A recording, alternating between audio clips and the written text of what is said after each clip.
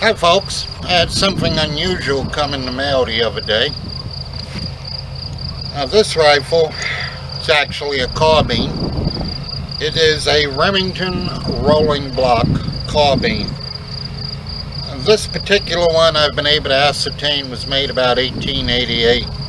The Remington Rolling Block is used by about 50 different countries in their military, including the United States briefly for the Navy and a few limited editions for the Army.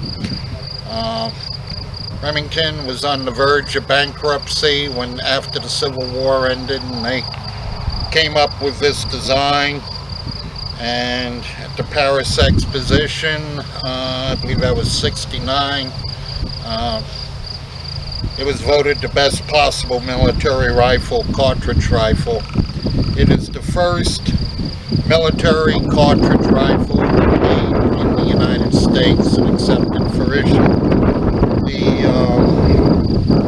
I gotta stand corrected on that. It is the first military single-shot rifle accepted for use by the U.S. military. The Henry repeating rifle was meant to a couple of others predated it, but in terms of being a cartridge weapon, single shot, this would be the first accepted for use.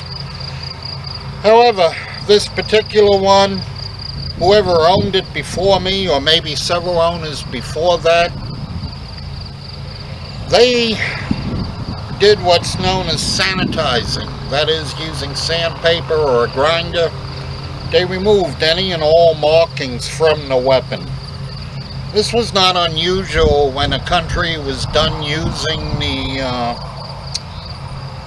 rolling block and they decided to sell them to a neighboring country as they acquired repeating rifles. In this fashion, in theory, I guess they could not be blamed if the neighboring country suddenly acquired weapons. The end result is, when this gun first came in, I had no clue as to what country had issued it or purchased it from Remington or what caliber it was in. I measured the bore, and the bore is a 435 diameter. That helped a lot. These things were made all the way from 22 rimfire to 57 caliber, so knowing it was a 43, that narrowed down my search in my records books.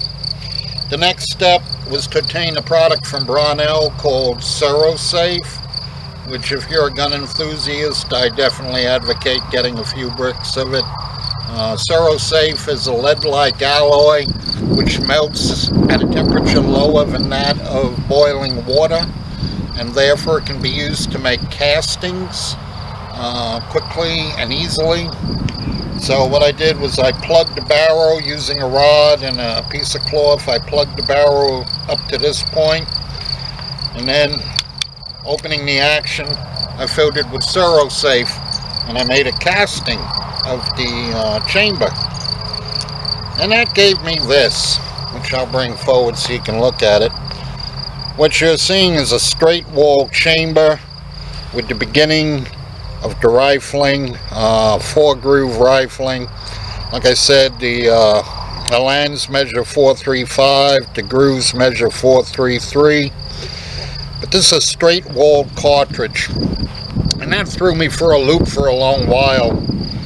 Playing around with different cartridge cases, I discovered and confirmed that it would quite happily accept, load, and fire 444 Webley ammo, which was kind of unexpected to me. I next tried loading and firing 4440 ammo. Loads, fires, no problem at all. That puzzled me, so I moved on up and I made some experimental rounds in 4440. Loaded, fired, no problem at all.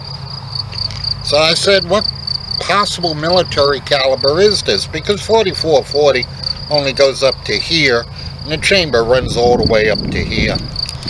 So my next step was to take a modern 444 Marlin round and stick a pistol bullet in it. And lo and behold, it loaded and fired with no problem at all. And this gave me a little bit of a problem as to identifying what the bullet was it was originally intended for.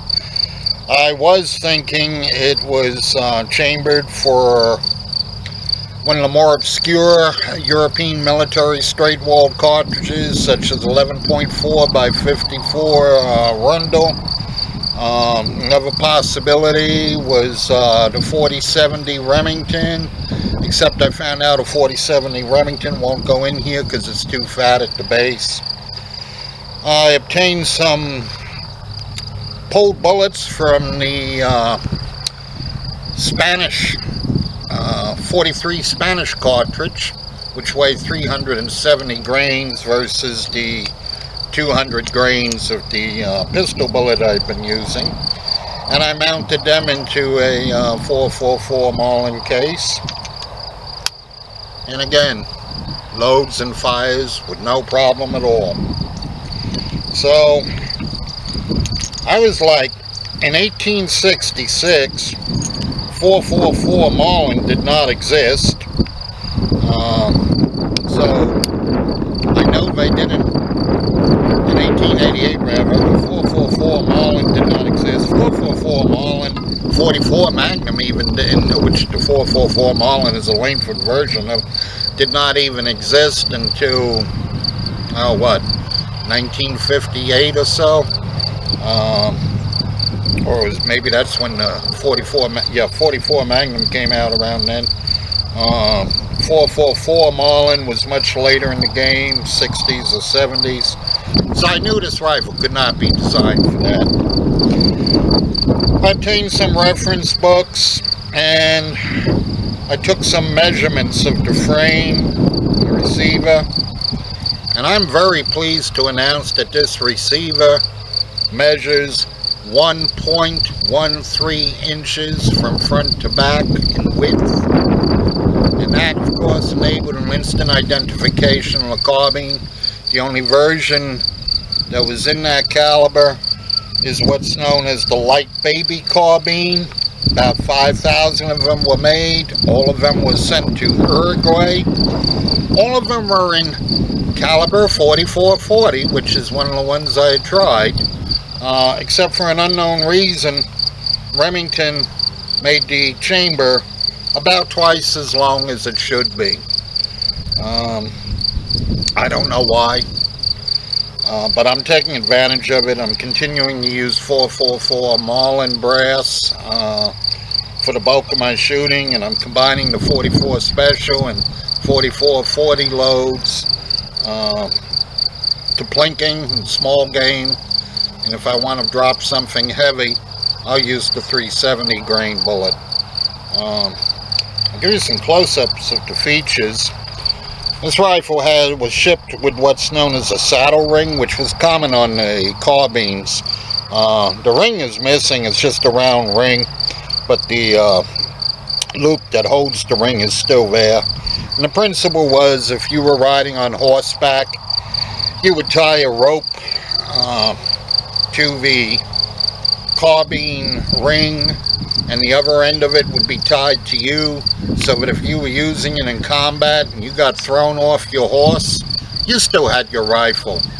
Likewise, if you dropped it while riding the horse, perhaps the horse started bucking, you still had your rifle, and you were able to continue to fight. The operation of it is very simple. You pull back the hammer, you pull back this breech, that opens it up, you slide your round in, close the breech, the gun is ready to fire. It's one of the strongest black powder mechanisms ever made.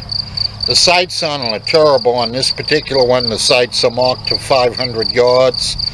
I'm kind of dubious about that, but as you'll see in a little bit, in close range, they're more than adequate for deer hunting, rabbit hunting, or just general plinking fun in terrain like this. I want to show you some of the different rounds we're going to be shooting through this rifle today. 4.42 Webley as used in the pistol. 44-40, which is what I believe this cartridge was originally chambered for. 44 Magnum brass on top of a load of triple F. It actually holds 1 grain more by weight of black powder than does the 44-40. This big one rolling around here. This is a 444 Marlin case, which approximates the dimensions of the chamber in the rifle. When Winchester made it, when Remington made it, they cut the chamber excessively deep for the 44-40. Consequently, the bullets tend to bounce around a bit before they reach the rifling and they keyhole. So I whipped up this bullet using a 43 Spanish 370 grain bullet on top of a 444 Marlin case with almost 68 grains of black powder. Find extraction difficult in this, so I also came up with what I'll call an 11mm by 50mm, which is basically the 444 Marlin case trimmed down a little bit, just a little bit shorter to make extraction a little bit easier. We'll now see how those bullets do on wood. Now what I'm going to do now, I'm going to fire one of these 44 Webley bullets through the carbine into that pile of wood. Sharp-eyed viewers will recognize this pile of wood with 3 holes in it as being the one that I fired the little Webley Bulldog type pistols into. And as you recall, the 2 Bulldogs just blasted through the first 1.5 inches of wood and well into the second block of 1.5 inches of wood. So call it about 2.25 inch penetration from the 2-inch barreled Bulldog revolver. I anticipate the bullet will do much better. I'm saying that because I've already done the test on this block of wood, which was a log, and hit endwise from the carbine. The Webley bullet penetrated a 5 full inches while tumbling. So I'm expecting to see more of the same. After I do a demonstration with the 44 Webley bullet, which is of course the wrong bullet for the carbine, but still the diameter is 435 and it's straight walled, then I will do a demonstration firing of the 43 Spanish bullet from the much longer Marlin case. In both instances, of course, I'm using double F black powder. Never use smokeless powder in a black powder weapon.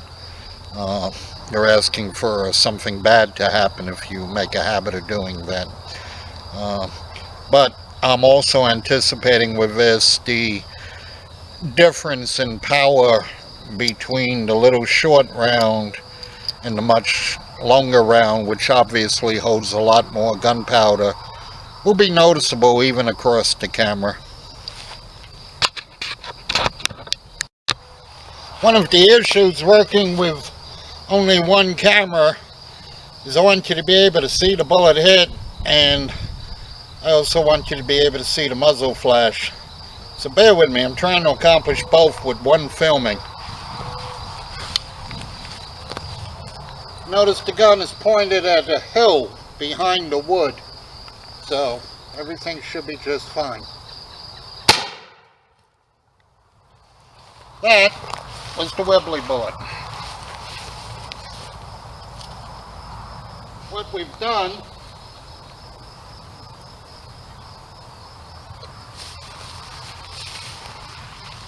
Complete penetration, and it split the block. Went in one side. Looks like a keyhole a little bit.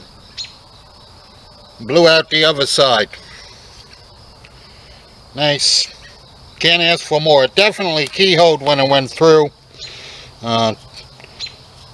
It's got a lot of jump in that chamber, where it's got to jump from all the way up forward to the rifling, and that of course allowed the bullet to be unstable, which is why I question why Remington gave it such a long chamber in 44-40.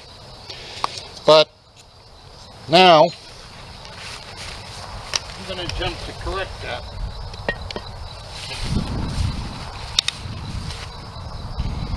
This just comes right out.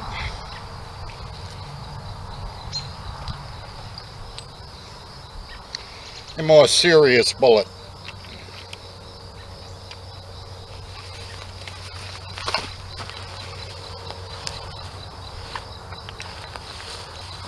Well, hopefully I'm on scene.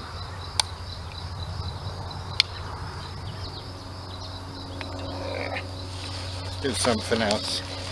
Want to get a better camera angle. I experienced some difficulties with the last shot, and that the camera did not capture that last shot. So what I'm going to do is do it over. I've added some more wood to the pile. New block. Last one split again. A couple of sliced logs. We'll be able to see the penetration effect on these. It's about 40-50 pounds of wood there. Let's see what happens. For this next test, I'm thinking I'm going to use the 44-40.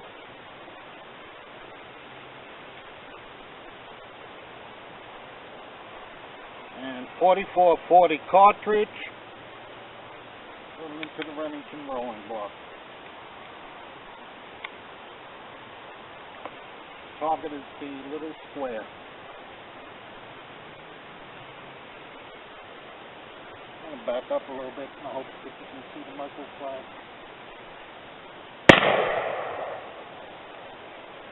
Alright. Alright. We'll try another one of those.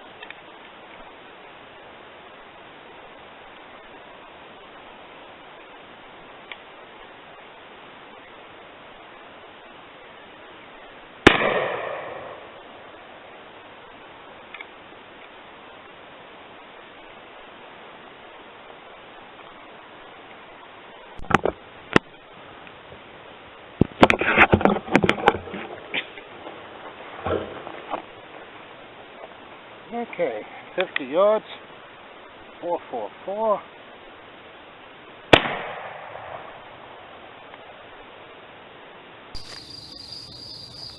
Okay, 50 yards, 444.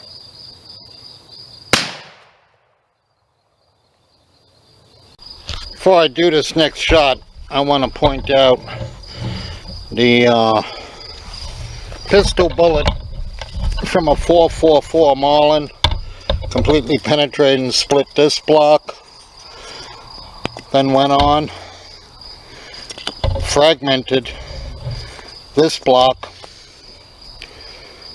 Wherever the point of impact was, it just shattered the block. Then it went on to this block right here, burst through it, went into the log right here and disappeared somewhere inside. So you're looking at, let's say 1, 2, 4, looking at about 6 to 8 inches of penetration of a pistol bullet from a 444 Marlin case. And I'll next try the big heavy bullet. We'll see how that does.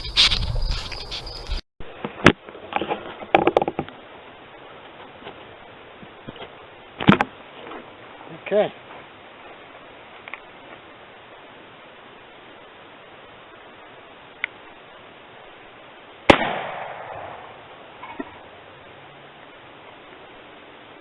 Thus endeth the shoot fest.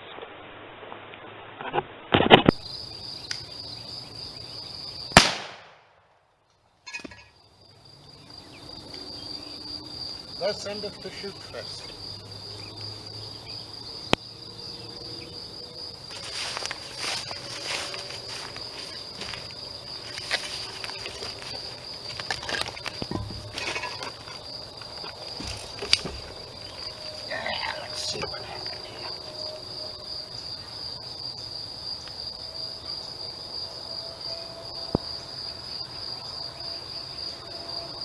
Well, it held together. The bullet entered at an angle. And it looks like it exited back here. So, that's at least 7 inches of penetration. As you saw, it had a pretty good impact too.